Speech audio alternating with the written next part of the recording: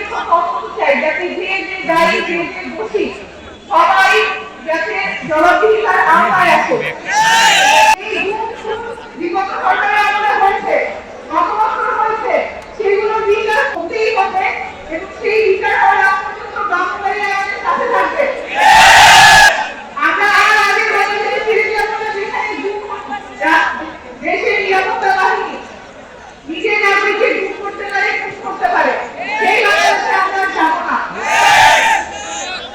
আমরা আজকে যেই পরিবেশে আজকে কথা বলছি, খুবই মর্মান্তিক একটা ঘটনা আমাদের দেশে ঘটে গেছে, যেখানে ছোট ছোট স্কুলের বাচ্চারা ক্লাসে পড়ছিল, সেই অবস্থায়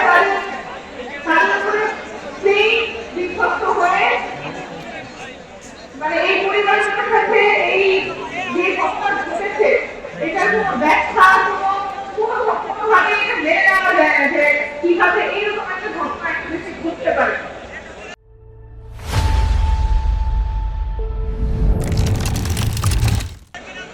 এই ঘটনায় আমরা সুষ্ঠু বিচার চাই, নিরপেক্ষ তদন্ত চাই, যাতে যে দায়ী যে দোষী সবাই যাতে জবাবদিহিতার আওতায় আসে।